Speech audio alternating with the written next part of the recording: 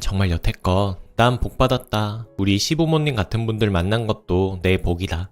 이러고 살았는데 진짜 제가 착각을 단단히 하고 있었네요.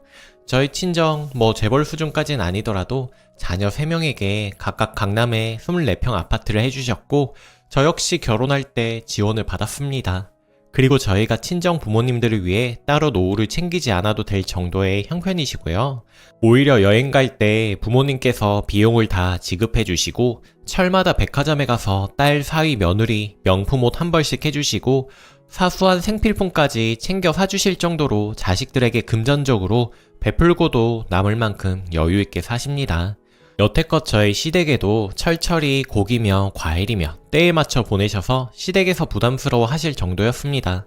저는 좀 더 여유 있는 사람이 나누고 살면 서로 좋은 거지 이런 마음이었고요. 그래서 결혼할 때 제가 더 해왔었지만 그거에 대해서 자만하거나 생색낸 적은 없습니다. 그런데 제가 최근 들어 건강이 많이 안 좋아지면서 남편과 오랜 상의 끝에 1년간 병가를 내고 집에서 쉬기로 했습니다.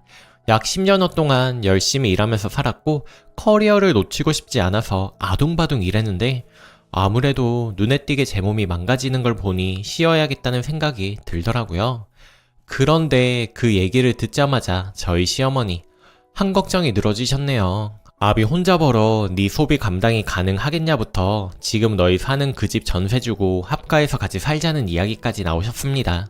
그동안 내게 잘해주시고 말 한마디도 살갑게 해주시던 건 결국 내가 돈을 잘 벌고 있는 집 자식이라 그런 거였나 싶은 게 기분이 좀 그렇더라고요. 그러다 결정적으로 진짜 시부모는 시부모라고 느끼게 된 계기가 있었습니다. 저희 친정에서 시댁에 생물을 보내시느라 될 수 있는 대로 빨리 가져다 드리려고 하여 남편이 어제 혼자 시댁에 다녀왔습니다. 저는 이석증 판정을 받고 아침부터 어지럼증이 너무 심하더라고요. 결국 저는 안 가기로 하고 집에서 계속 누워 있었고요. 그러는 시어머님께서 전화를 하시더니 왜 너는 안 왔냐? 아비는 내일 또 출근해야 하는데 집에 있는 네가 가지고 오지 그랬어. 아이고 그리고 우리 사돈이 또 우리를 다 챙겨주셨다냐? 감사하다고 전해라. 딸이 집에만 있으니 사돈께서 신경이 쓰이셨나 보다.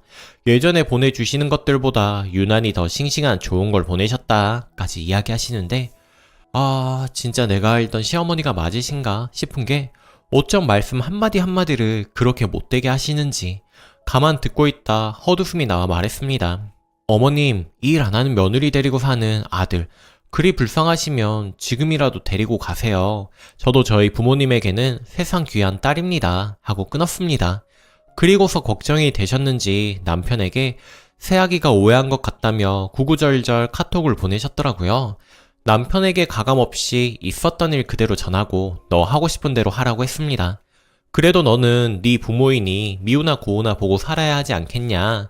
그러나 나는 아니다. 누구에게도 이런 이유 없는 모욕을 받고 살 수가 없다. 이 순간부터 나는 시댁이란 없는 사람이다. 너도 내 부모님 안 뵙고 살아도 난 상관없다고요. 남편이 저희 친정 부모님을 굉장히 좋아해요. 크면서 자기 부모님에게 듣지 못했던 삶의 조언이나 격려를 많이 받아 본인의 성장에 많은 도움이 된다고요.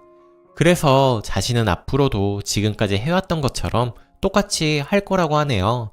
다만 여태껏 본인의 부모님과 아무 문제 없이 잘 지내는 줄 알았다가 제가 좀 세게 얘기를 하니 적잖이 충격을 받은 모양입니다. 그 부분에는 자신에게도 생각할 시간을 좀 달라고 하는데 제가 어떻게 하면 좋을까요? 모두의 평화를 위해 이쯤에서 적당히 넘어가는 게 현명한 것인지 잘 모르겠습니다. 후기. 많은 분이 댓글을 남겨주셔서 고민하다가 글 남깁니다. 먼저 어제 귀가한 남편과 긴 얘기를 나눴습니다. 남편은 부모 자식을 떠나 인간 대 인간으로서 본인의 어머니가 그 정도 인격을 가진 분이라는 데 충격을 받았다고 하더라고요. 그래서 저에게 당장 뭐라 말을 할 수가 없었다고 제 상황을 짧게 말하자면 저는 회계법인 쪽에서 회계사로 근무를 했습니다. 남편은 다른 직종의 전문직이고요. 서로 크게 모난 부분도 없고 처지는 것 없이 잘 맞는다고 생각을 했고 시부모님도 지금까지는 세상 다시 없는 분들이셨어요. 늘 말 한마디라도 살갑게 해주셨거든요.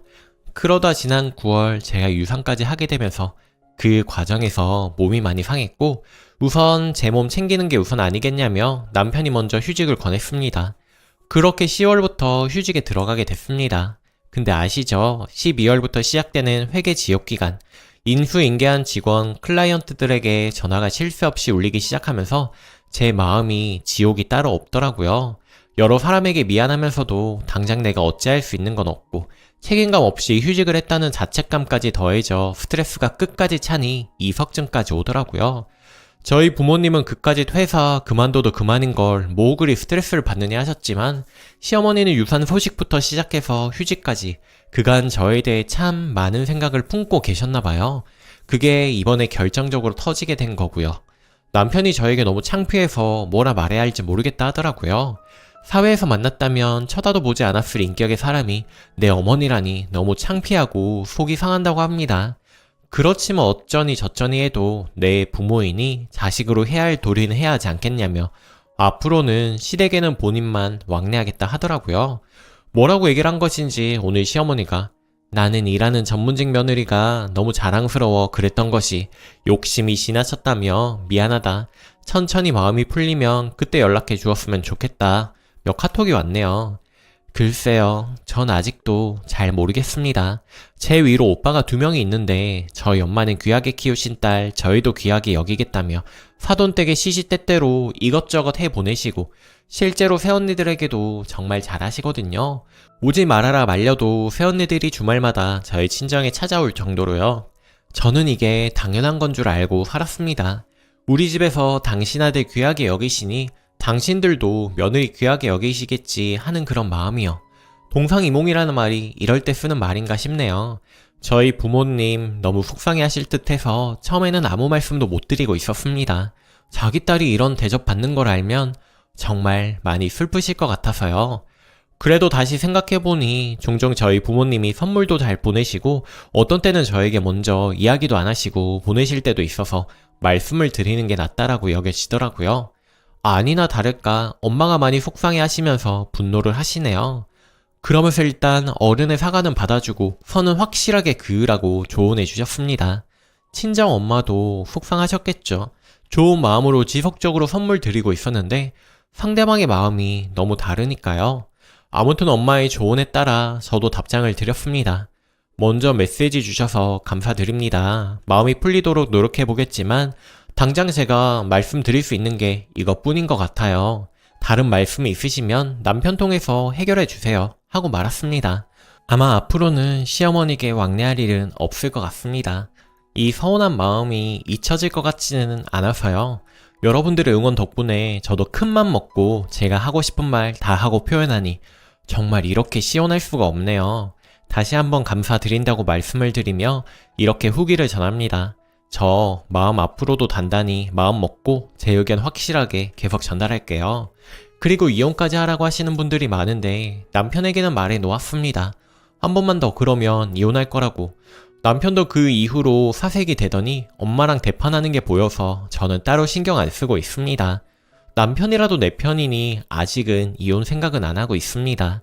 하지만 남편이 중간 노릇을 못하면 그땐 다시 시모품으로 보내려고요. 끝까지 읽어주셔서 감사드려요. 댓글.